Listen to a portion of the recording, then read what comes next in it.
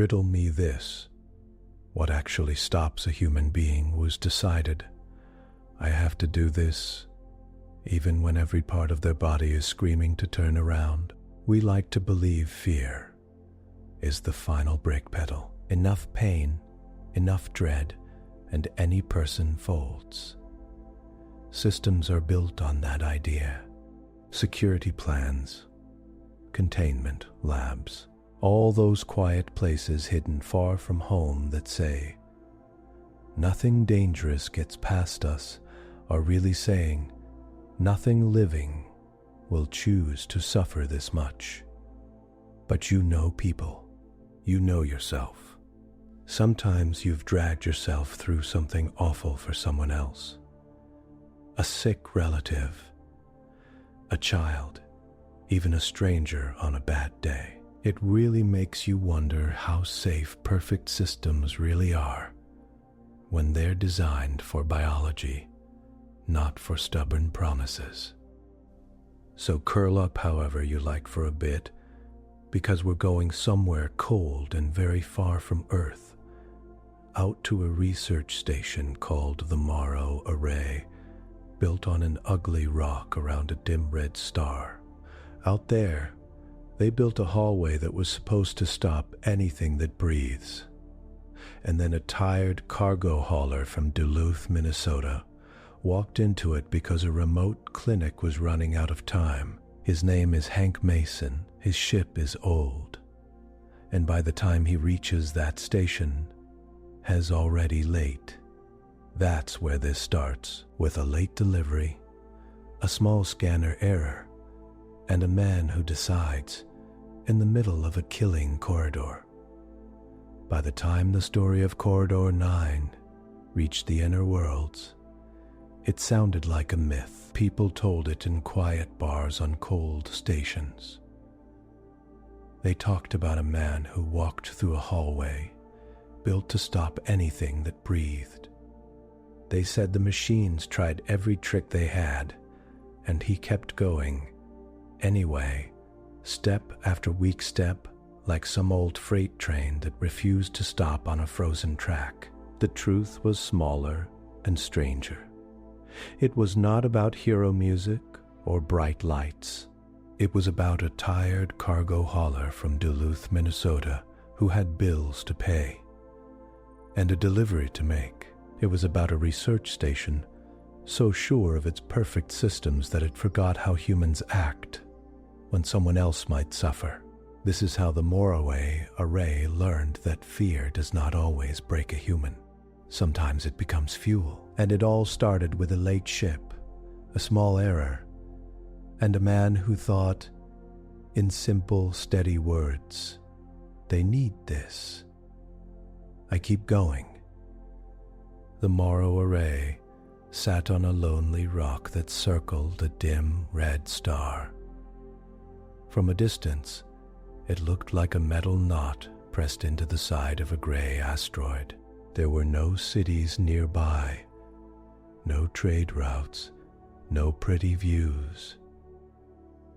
Just hard stone, cold space, and a thin line of light from the distant star. Out here, ships only came when they had to. The array was not a place for tourists. It was a place for rules. It was the last stop for anything strange or risky, before that thing was allowed near normal stations and quiet homes. Inside, the air always felt a little too clean. Doors sealed with a heavy hiss. Floors were smooth, easy to wash, easy to burn if needed. Long hallways cut through the rock, lined with systems that watched for small changes in heat, movement, or life. Scientists and techs moved through those halls with slow, careful steps. They tested spores that might eat metal. They studied tiny machines that could copy themselves. They checked live samples from worlds where storms never ended and the sky carried bright, strange colors. If something new came into known space, it went through the Morrow Array first. The people who worked there slept well because they trusted their tools. They believed that if it could breathe, grow, or think, they knew how to hold it in place. Far away, under a blue sky on old Earth, Hank Harrow Mason had grown up in Duluth, Minnesota. His early life was as simple as cold wind and hard work. His father drove trucks across frozen highways. His mother worked double shifts at a clinic where the doors never closed, even on holidays. Winter shaped him. Snow piled high against the house. Cars slid on ice. School closed only when the roads vanished under drifts. Hank learned early that sometimes you still went out in the storm because someone needed food, fuel, or medicine. He remembered standing beside his father in the dark of a January morning, breath fogging in the air, helping to pull on stiff, frozen straps. His father's hands shook from the cold, but the older man's voice stayed calm. "They're waiting," his father would say in that flat tone that carried no drama at all. So we go. Hank liked the quiet of long drives.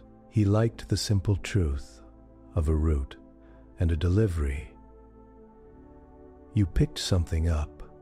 You took it where it had to go. If the road was bad, you drove slower. If it was worse, you got out and pushed. Years later, when he left Earth, it felt natural to move from roads to shipping lanes. Space was just another kind of cold, another kind of long, quiet stretch between people who needed things to survive. He could never afford a new ship, so he bought a used freighter that had seen better days. Some letters in the name had faded, and by the time he was done repainting it, the ship answered to the lucky dollar. It creaked if you listened close. Some doors stuck in damp air, but the drive worked and the cargo holds could take a beating. Hank ran supplies to places most captains skipped. Little clinics on moons with thin air. Old mining rigs turned into cheap housing. Stations that were not on the bright main maps but still had children, old people, and workers who needed bandages, clean water systems, and spare parts. His roots did not make him rich, but they stayed full. People learned that if Hank said something would arrive, it arrived. Maybe late, maybe with scratches on the crate. But it arrived. He did not think of himself as brave. He thought of himself as stubborn. If the job was hard, he brought more coffee. If the gravity was off in some broken dock, he took smaller steps. If the weather, on a world or inside his own mind, felt bad, he held on to a simple rule: someone is waiting. You keep going.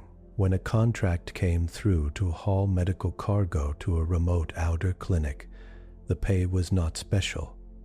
The route brushed past the Morrow Array, and that meant inspections and checks.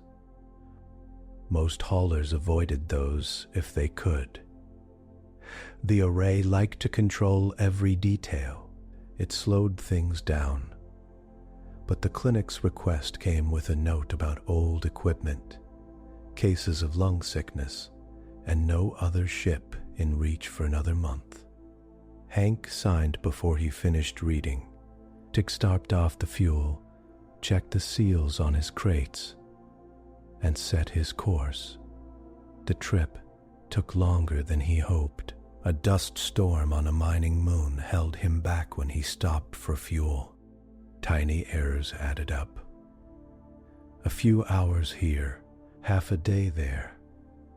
By the time he dropped out of faster than light near the Morrow Array's cold star, he was late. Not terribly late, but late enough that the clinic's clock would be spinning a little faster in his mind. He eased the lucky dollar in toward the docking ring, feeling the soft pull of the station's weak gravity and the careful grip of its systems. He thought about the clinic again.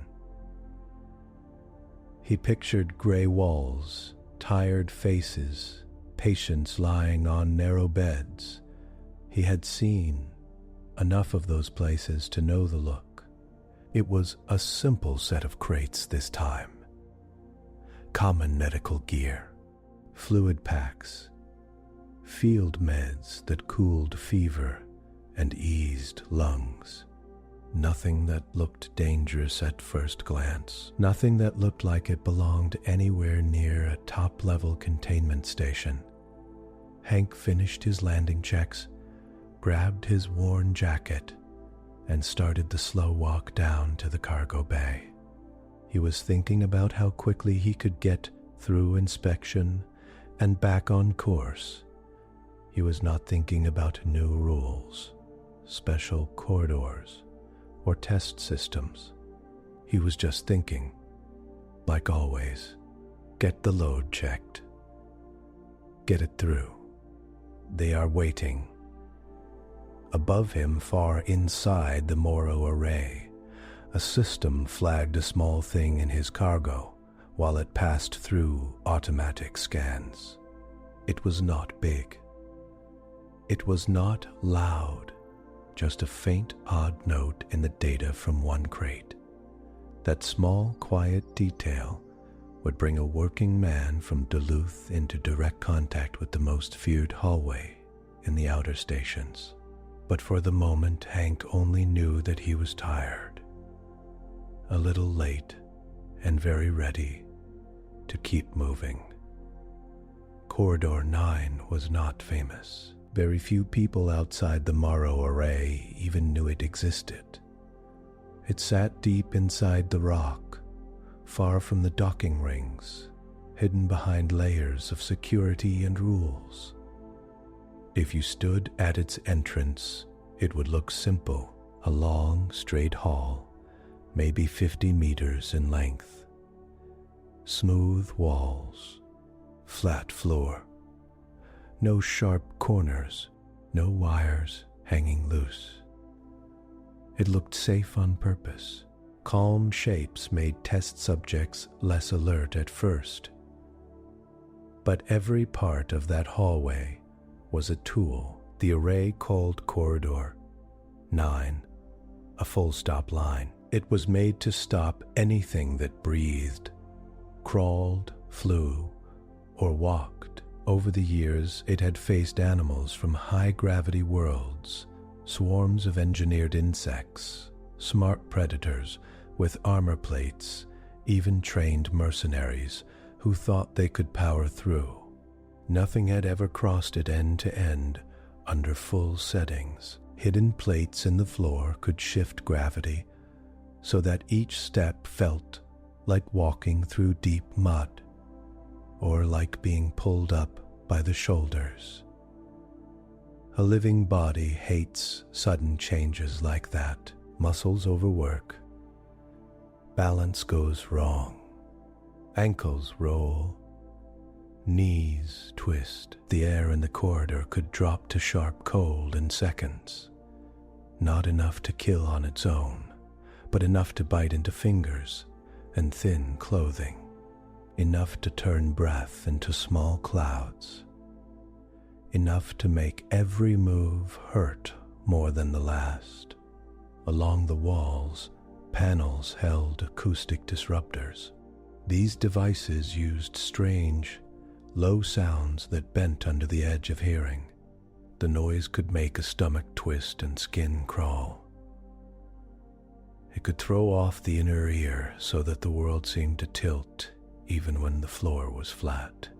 Layered over all that was the neural stress field. It was not a drug.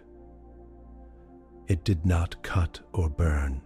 It was a controlled pattern of energy that brushed against the brain and nerves. It raised fear, confusion, and panic in careful steps, like a hand turning a dial. The most feared part, though, was the simulated predator presence. The same field that stirred up fear could also paint a shape in the back of the mind, not something the eyes could see, but something the body felt. A sense that something large, fast, and hungry was right behind, just out of sight, ready to close in. If you stopped, every part of Corridor 9 was designed with one idea. Living things avoid pain and fear. Under enough stress, they freeze, flee, or collapse. They fail to coordinate. Their focus splits. They do not keep walking in a straight line toward a clear goal. That hurts. The array had proof. Dr. Voss Keller had seen years of test footage. Keller was a careful, intense person with a mind that liked clean lines and solid rules. To Keller, the Morrow Array was not just a job. It was a duty to every peaceful world that trusted their work. In old logs, there were scenes from past tests. In one, a large predator from a high-gravity jungle world paced into the corridor. At first, it moved with a strong, steady gait. Muscles rolled under its dark hide. Teeth flashed when it opened its wide jaw to taste the air. Then the gravity shifted. The floor pulled harder at its heavy frame. Its steps slowed. The cold hit. Next, breath turned to mist around its head. It shook its thick neck, trying to clear the strange tightness in its chest. Low sound slid through the air, too deep for normal speakers. It began to toss its head, snapping at empty space. Its movements lost their smooth grace. One clawed foot slipped. It stumbled. When the neural stress field rose, the predator's eyes went wide. Its chest heaved. It looked back over its shoulder at nothing. Lips pulled tight over its teeth. Whatever it felt behind it, its body believed it. It tried to bolt forward, then sideways. Within a few minutes, it dropped to the floor, sides shaking, unable to force itself to move in a straight line. In another test, a group of hired mercenaries walked in with masks, training, and a lot of pride. They had laughed before the trial and made big claims. The pay was good, and they wanted to set a record. They lasted longer than most creatures, but the pattern was the same. Gravity shifts made their gear feel heavy as stone. Cold cut through their armor joints. The sound waves blurred their balance and timing. As the neural stress field climbed, their clear commands turned into short, snapped words, then into curses, then into silence. Their lines broke. They began to blame each other for missed steps. A few tried to run. Most stopped moving forward. In the final minutes of the test, they crouched against the wall, arms over their heads, as if trying to fold their bodies away from the thing that their brains told them was hunting them from behind. Keller watched all of this again and again over the years. Every chart, every heartbeat, every mistake. The lesson always matched the models. Under rising pain and pure fear, with no clear way to win or save anyone, biology folds, the array trusted that lesson. Containment doctrine across multiple systems pointed to corridor 9 as the nearest thing to a perfect barrier. So when the lucky dollar docked and a faint anomaly appeared in the scan of one medical crate, standard procedure woke up. The system tagged the crate for deeper review.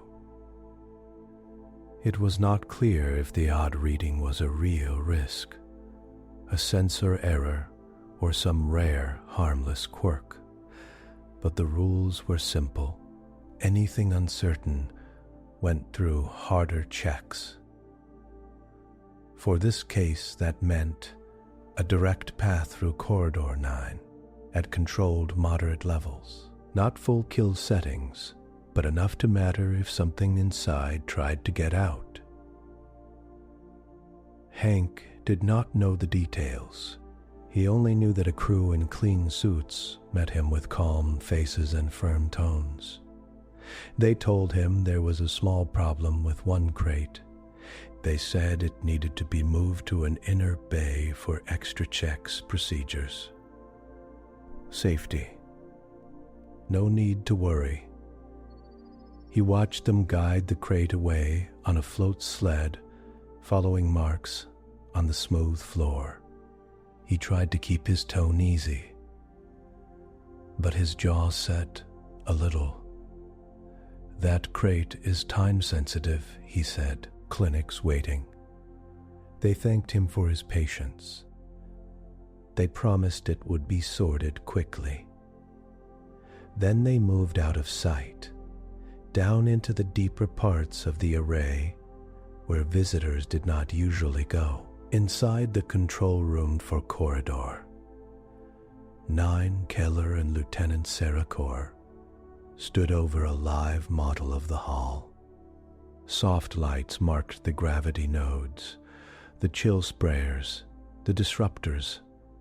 A faint outline showed the crate's slow progress along an access route toward the far entrance. "Neural field at baseline," Sarah reported. "Eyes on the readings. Just environmental levels for now. We can keep it low unless there is movement." "Good," Keller said. "We are not hunting this thing. We are just making sure it is harmless." Outside, Hank waited by his ship. He tried to distract himself with small tasks. He checked fasteners. He reset minor alerts in his ship's aging software, but his mind kept returning to the crate.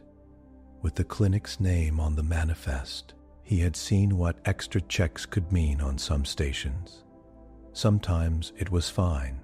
Sometimes it meant hours or days of delay, time that sick people did not have. A tech from the array walked by with a tablet in hand. Hank tried to ask a few careful questions. The tech gave polite, short replies and moved on. Rules were rules. Visitors stayed in visitor areas. Cargo went where the system said it went. Minutes stretched. Hank pictured weak lungs straining in some far-off ward. He thought about snowstorms in Duluth and his father's steady voice in the dark. "They're waiting." "So we go." The thought stirred something hot and restless in his chest. He did not like sitting still while people who did not know that clinic made slow, safe choices. He looked around and saw an access door half open where a small repair team had gone through. Beyond it, a side passage led inward, away from the docks, lit by pale, steady light. Back in the control room, the crate reached the start of the access link that fed into Corridor 9. Automatic locks confirmed the route. Systems checked the seals on the crate again. No movement inside, no clear threat. Just that odd, faint reading that refused to match any known harmless pattern. Run it through at level 3. Keller said, if there is anything alive in there that we missed, Corridor 9 will stop it without damage to the hardware.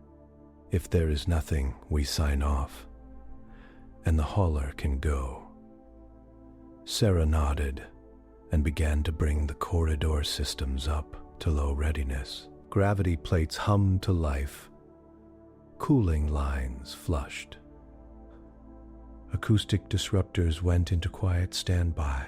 They did not know that, a few decks above, a tired man from Duluth had stepped through an open door and started walking in the wrong direction, following gut instinct instead of station maps.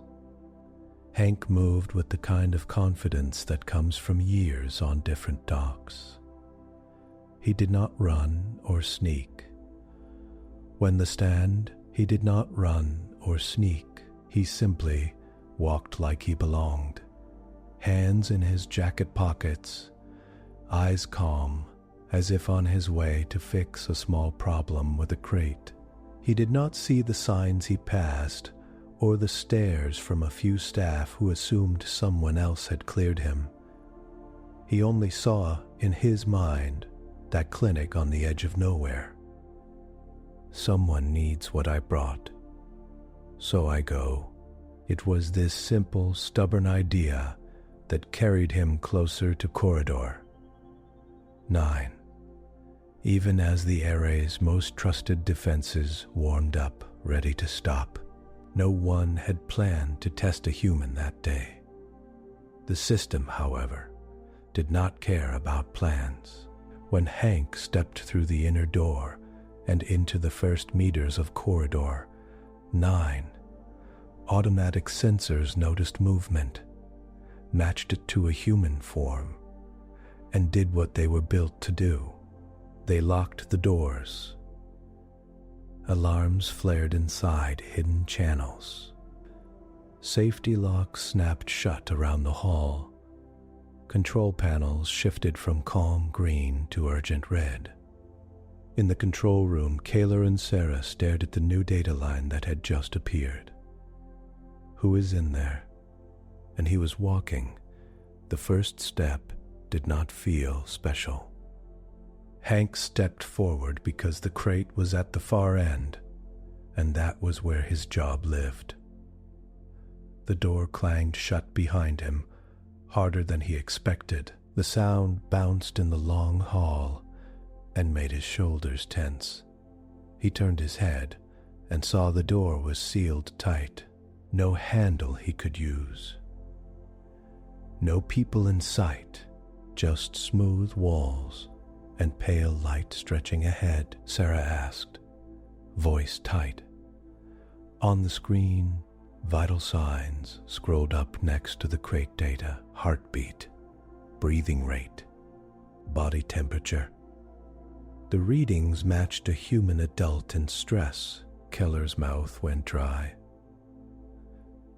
That, Keller said slowly, is not supposed to happen. Corridor 9 had just gained an unplanned test subject. Okay, he said under his breath. Guess we're doing this. He took another step. High in the control room, Sarah's hands flew over controls as she tried to override the automatic lock. The system pushed back with cold, fixed rules. Once something living was inside under active conditions, the corridor had to complete its cycle or fully shut down and purge. There was no fast, clean way to simply open the door. He should not be in there, Sarah said, anger and fear mixing in her chest. Who cleared him? No one. Keller answered, eyes on the growing list of Hank's vital signs. He walked in. The system saw a target and locked. Then we shut it all down, Sarah said. Now, Keller hesitated. If we hard drop the field and everything else, we risk a feedback surge. The crate is already in position. If there is something live and dangerous in that cargo, we let it through to the inner bay. With no test at all, they both stared at the main display. At the far end, the crate sat in a small recess, waiting. At the near end, Hank Mason stood with his jaw tight and his hands flexing at his sides. His heart rate was up but not wild. His breathing was fast but under control. He is a civilian, Sarah said. A hauler. Not trained for this, and timed for this too. Keller felt a hard stone settle in the stomach. Years of rules screamed for full shutdown. Years of duty screamed to hold the line. Drop corridor 9 to level 2. Keller said at last. Minimum force. No lethal points. Keep the neural field lower than standard. We get him out as fast as we can without losing the cargo check. Sierra wanted to argue, but a different thought rose. If the crate carried something real, and it reached the outer bays, people there could die. Workers, dock staff, maybe children from a visiting ship. She swallowed and nodded. Level 2, no higher. Inside the corridor, Hank took a third step and felt the floor change. It was subtle at first.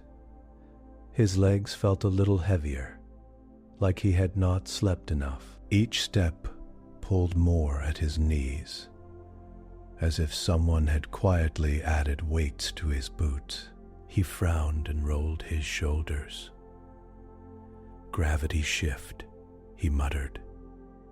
He had walked through plenty of stations with bad gravity settings.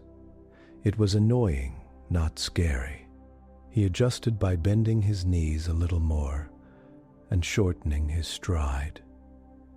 His boots made soft sounds on the smooth floor. After 10 steps, the air grew colder. The change was quick, like stepping from a warm room onto a winter porch. The skin on his neck prickled. Breath came out in a weak mist. He rubbed his hands together and blew on his fingers. Could have warned me about the freezer, he said, trying to keep his voice light, even if no one listened. On the screen in the control room, his body temperature started to dip. His heart rate climbed another notch, still in a safe range. He is adjusting, Sarah said, surprise slipping into her tone. Compensating for gravity, noting the cold, but not panicking. He does not know what Corridor 9 is, Keller replied. He thinks this is just a rough inspection route. Fear hits even faster when you do not expect it, Sarah said quietly. She knew. She had done survival runs in training. Sudden fear could slam into a mind like a wall. The acoustic disruptors came alive next. Low, ugly sound spread through the hall, too deep to call a note. It pressed at Hank's ears and settled under his skin. His stomach rolled once. The walls seemed to tilt, just a little, though the floor stayed flat. He stopped and put a hand on the wall to steady himself. He swallowed hard and took a slow breath. Oh, okay, he said. That's new. He waited for a moment, letting his inner ear catch up. He tightened the muscles in his legs and braced himself as if on a rocking ship. Then he took another step, hand still brushing the wall. In the control room, Sarah watched his slow forward movement and shook her head. "He is not acting like a lab animal," she said. "He is pacing himself. His walk rate dropped by 30%, Keller noted. But he is still moving toward the crate. That is the wrong direction for a scared subject," Sarah said. "They usually turn back or freeze here, even with field at level 2. Hank's mind was starting to react now. Even if he tried to stay calm, the cold bit into his fingers. His toes felt numb. The heavy pull on his body made his lower back ache.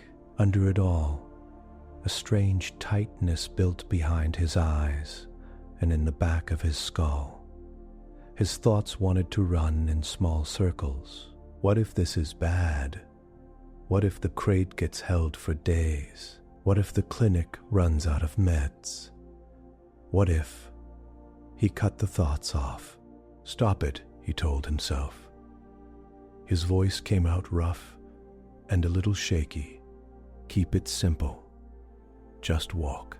He set tiny goals in his head, almost like rungs on a ladder. Get to that faint mark on the floor. Good. Now get 5 more steps. Good. Now see if you can reach the point where the wall panel changes color. He counted his breathing, in for 4 steps,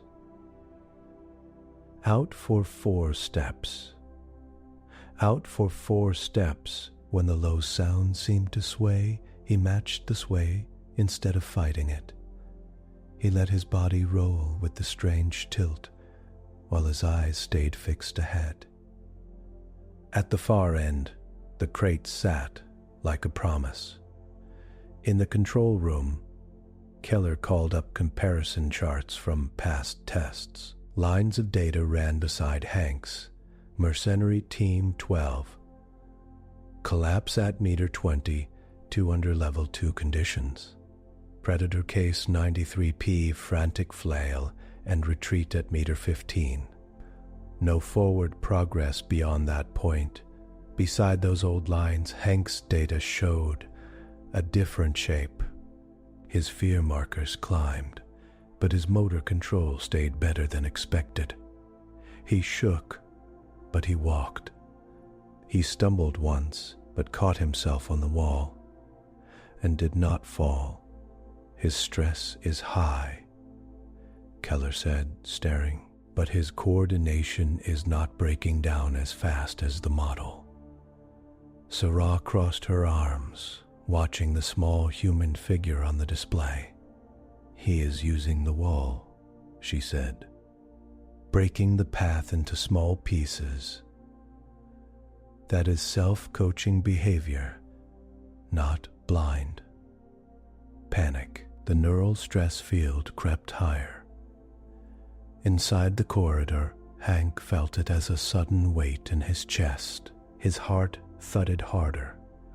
His mouth dried out. A curtain of dread slid over the world, trying to make everything feel wrong at once.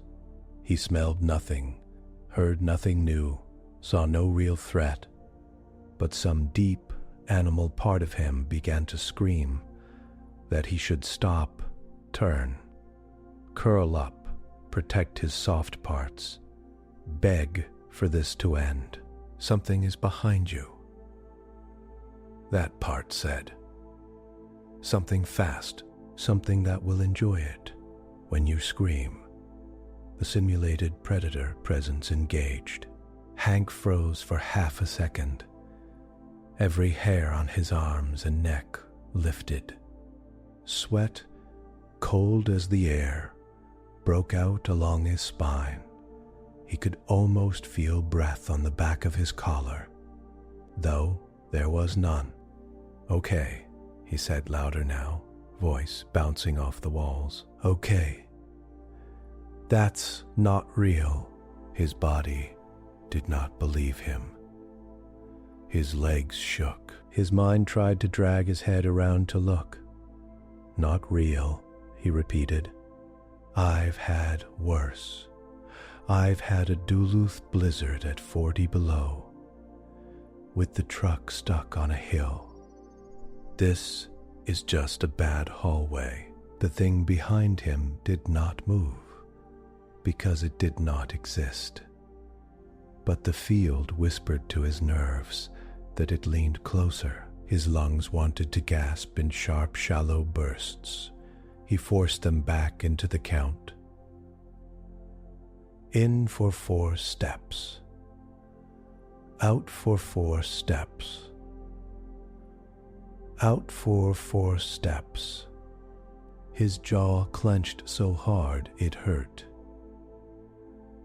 Listen, he said to the empty space behind him, talking as if the not there predator could hear. I got people waiting on this crate. Kids, old folks. They've got lungs like wet paper bags right now. You want to eat something, back off and he'll send you a bill instead. The words were nonsense, and he knew it. But saying them turned the feeling of being prey into something else. He was not just running. He was telling the fear it was in his way. Step, drag, step, drag. His boots felt heavier now. Toes numb, ankles sore, thighs burning under double pull. In the control room, Sarah stared as Hank talked to empty air.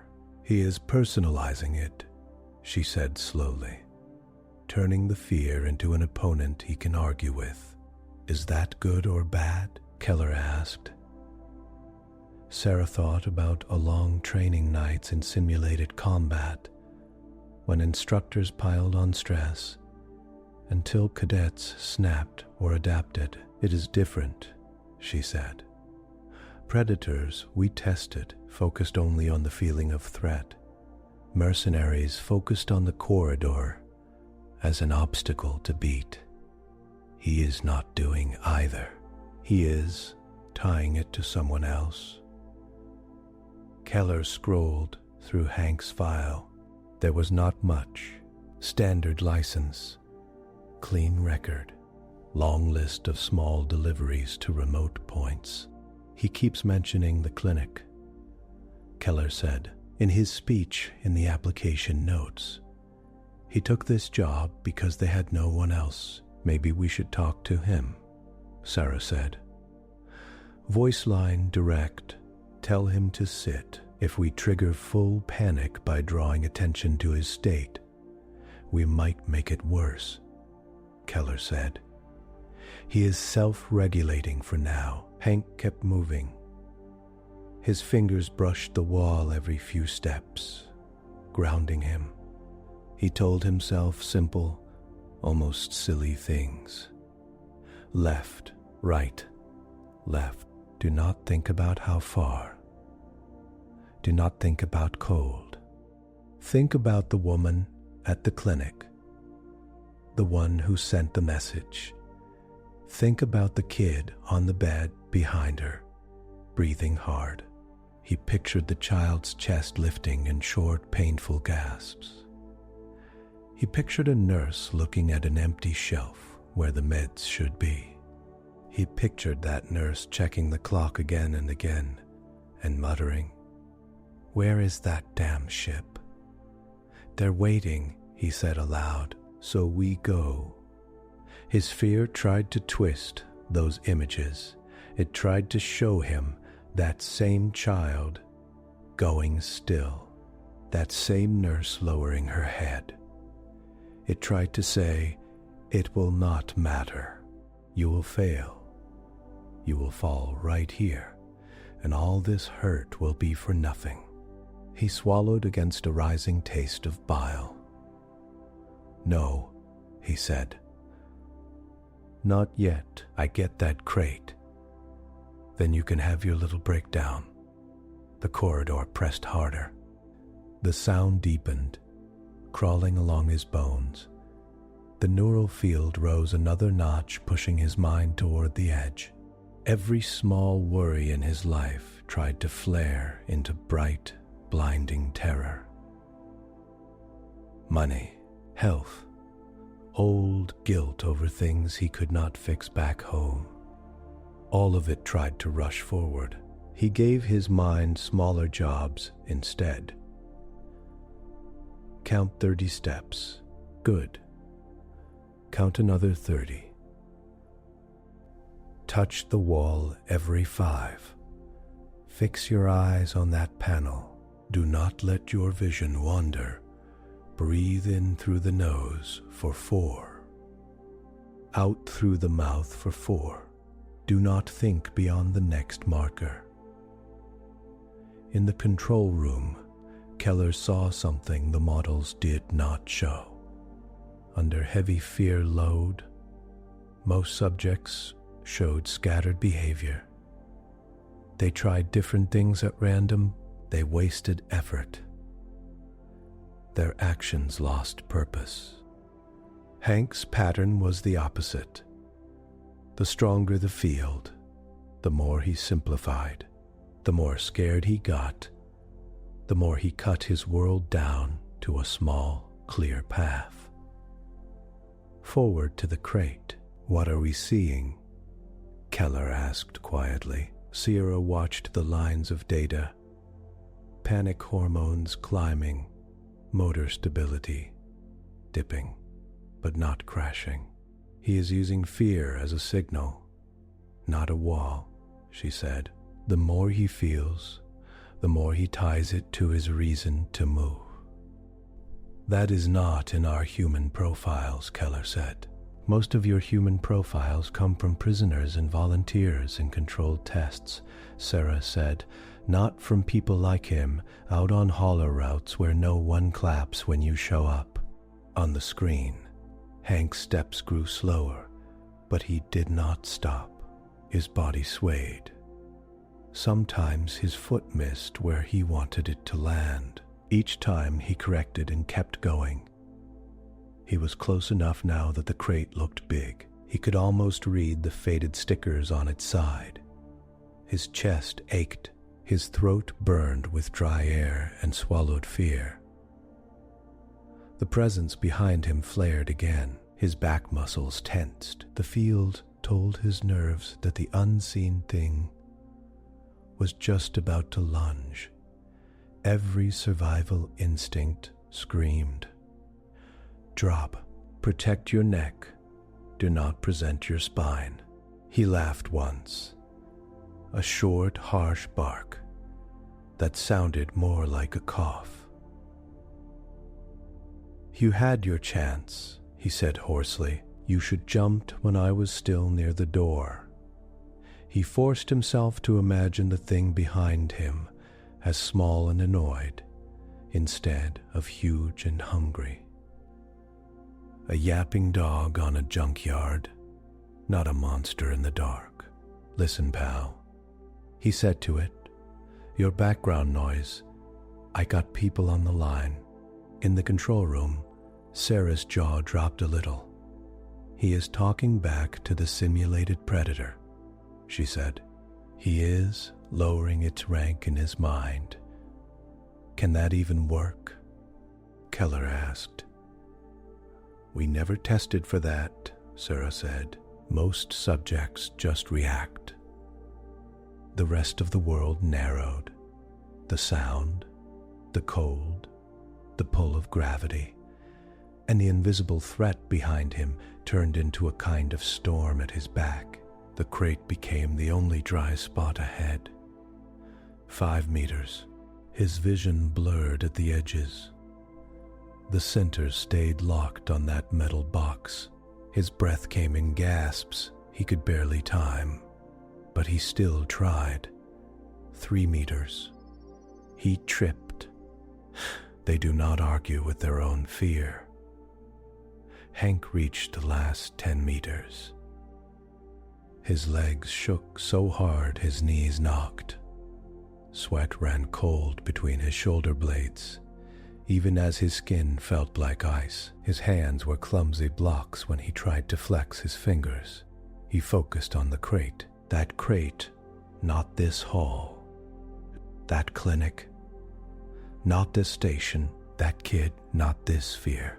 His toe caught on nothing at all, and he pitched forward. The floor rushed up. Pain shot through his wrist as he flung a hand out and hit hard. His shoulder slammed into the cold surface. For a moment, bright spots danced before his eyes. The presence behind him swelled, trying to crush him under pure horror. "Now," said the old part of his brain, "stay down, curl up, maybe it will not hurt as much." He lay there, cheek to the floor, and tasted metal and dust. A small sound came out of him, half curse and half weak laugh. "Not yet," he breathed.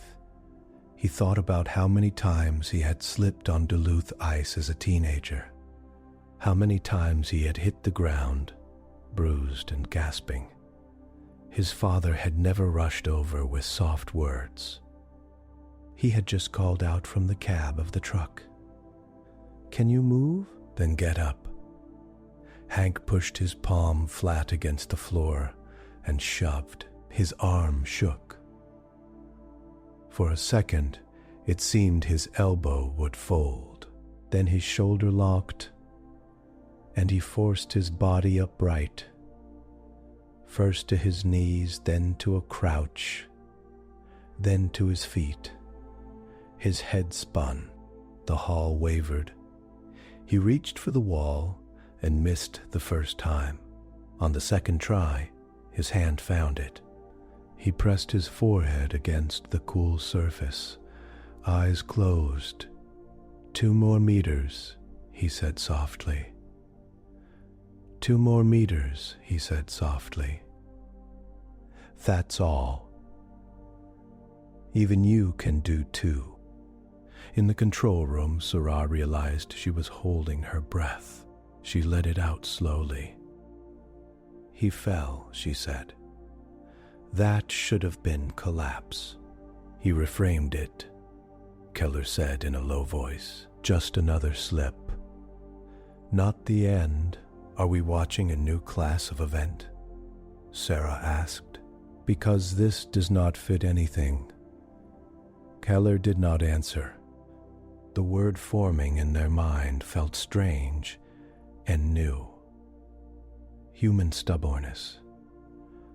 Heaven-time stubbornness, but they did not speak it yet. Inside the corridor, Hank pushed away from the wall and took the last steps. They felt like lifting his boots out of wet cement. Every muscle burned. The thing behind him screamed in his nerves that it was right there. Claws ready. He did not speed up. He could not. He moved with slow, ugly grace, every motion forced by will alone. His hands finally hit the crate. He wrapped his fingers around a handle and leaned his forehead against the cold metal. For a long second, he simply stood there, panting, eyes closed, body shaking.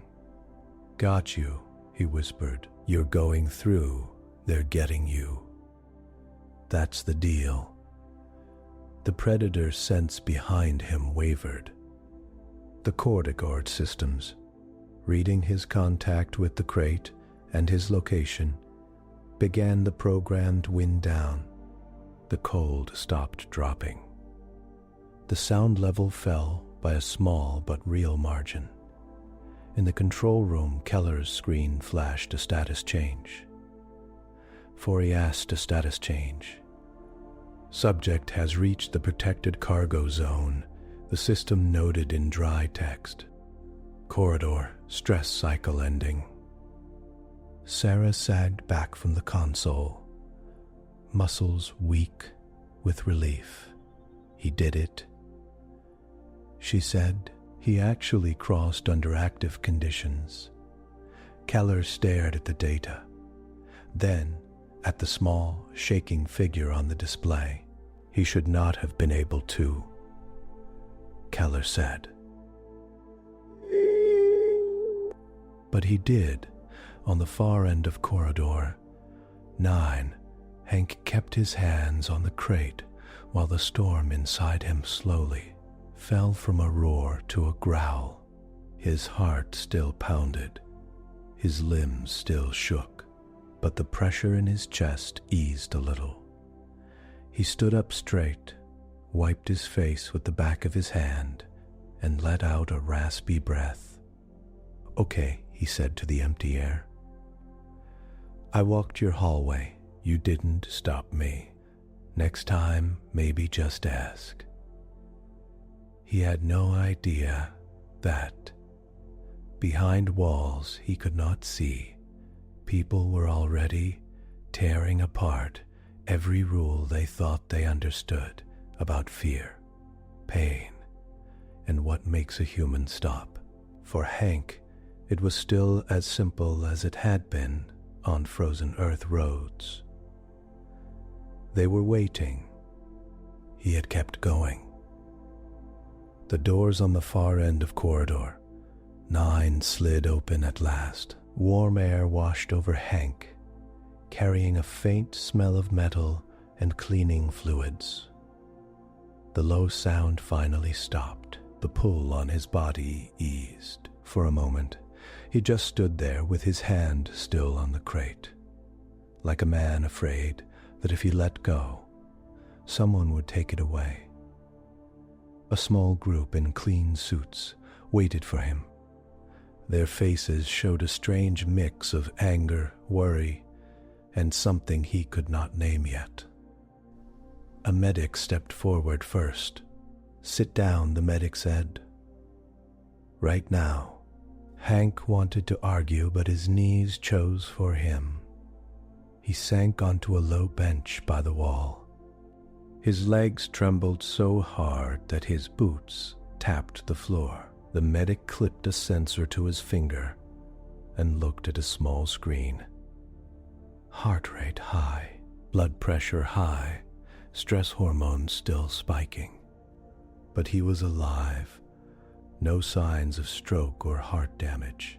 "You're an idiot," the medic said, but the tone was more scared than harsh. "You could have died in there. Had a schedule," Hank muttered. Voice rough, clinics waiting on that crate. The medics stared at him for a second, then shook their head, half in disbelief. "You people," they said, "you really will walk into anything if someone else needs something."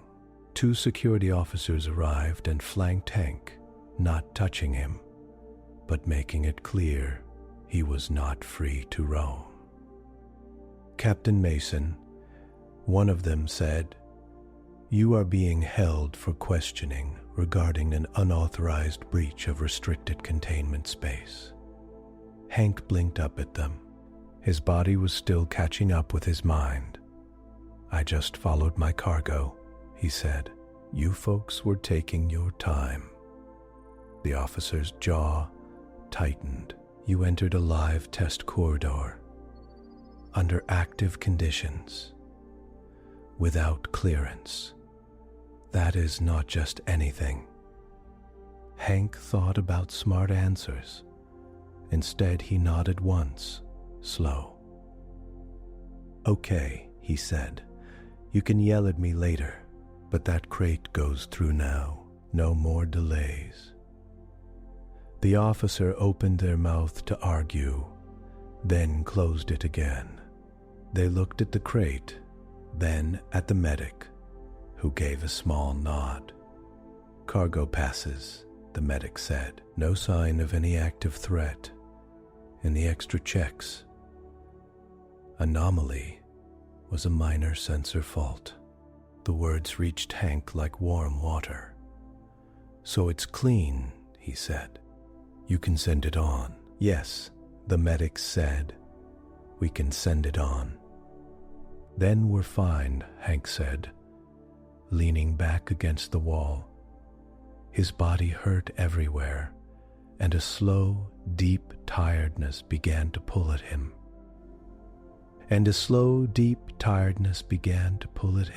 "You do whatever you have to do with me. Just get that box moving." They did. Somewhere in the array, the crate went back to the shipping route with a rush order attached. Extra fuel went to the courier ship that took it from there. Small delays were cut where they could be. The clinic on the far edge of settled space would get its cargo, and not too late. By the time Hank heard that news, he was sitting in a tight, bright interview room, a blanket around his shoulders, a cup of thick, hot liquid in his hands. Across from him sat Dr. Old Voss Keller. Hank had never met Keller, but he could tell right away this was the person in charge, not because of the clothes or the way others glanced at them, but because of the tired set of their eyes. It was the look of someone who carried too many rules and too many choices for a long moment. The room stayed silent, except for Hank's slow, rough breathing. "Captain Mason," Keller said at last, "do you understand how close you came to dying in that corridor?" Hank sipped the drink. It burned his tongue in a good way. "Feels like I understand it now," he said. "Didn't like it much." "Then why did you keep walking?" Keller asked. The words came out tight, like this question had been growing inside for hours. "You felt fear, pain, confusion. You had no map, no escort, no promise of reward. Why not sit and wait?" Hank frowned, thinking it over. No one had ever asked him that, like it was a strange thing. "I had a job," he said simply. "Clinics hanging by a thread out there. No other ship close. You folks were pulling that crate off somewhere deep and saying extra checks. I've seen extra checks turn into sorry, wrong file. Come back in a week. They don't have a week." "But you did not know that," Keller said. "You imagined it." Hank nodded. "Yeah, that's how it works." Keller leaned forward. "You knew nothing for sure. You still risked your life." "Look," Hank said, lifting his eyes to meet Keller's. "Back home, if a truck doesn't make it through in a snowstorm, some small town runs out of heat or medicine. Sometimes they even run out of food. You don't sit in the cab and cry about the ice. You turn on your hazards and you crawl through it. You don't have to be a hero. You just have to not quit." Keller studied him, trying to fit this plain talk into years of clean models. "In that corridor," Keller said, "your fear markers went off every chart we had. The system did everything it knew how to do to make you stop. Gravity shifts, cold, nausea, the sense of a predator behind you. Your body was begging you to give up." Hank shrugged under the blanket. "Yeah," he said quietly. "Felt that. And you kept going 'cause Keller let the question hang. Because if I stop, some kid might die who didn't have to." Hank said, "Pain is pain. Fear is fear. But if it's between me hurting now and them hurting later, I know what side I'm picking." The room went quiet again. Keller had spent a career thinking of living subjects as parts of systems. Even when the subject was a person, the test still boiled down to signals and reactions. Push here. They flinch there. Raise fear. Drop performance. Hank's story did not fit. "You're not the test data we built Corridor 9 around," Keller said. "Didn't know I was test data at all," Hank answered. "Thought I was just walking down a bad hallway to grab a box." Keller's lips twitched at that. It was not quite a smile, but it was the start of something softer. "You broke our certainty," Keller said. "Containment doctrine says biology avoids pain. You walked into it. Doctrine says under sustained fear, subjects freeze or flee. You used it to push forward." Hank snorted once. "Wasn't trying to break anything," he said, "just trying not to be late." When the interview ended, they did not clap him on the back or call him a hero. This was still the Morrow Array. Rules mattered. Hank was given a formal notice of violation. He was told there would be fines. His license would have a mark on it. He accepted the papers with a small wince at the total amount. "Can't knock anything off for stupid but helpful?" he asked. "Appeals are available," the officer said in a flat tone. "You can file one after you leave." Hank sighed. Figures. But there were small things that did not show on any report. A tech slipped him an extra fuel chit on the way back to his ship, mumbling something about processing error.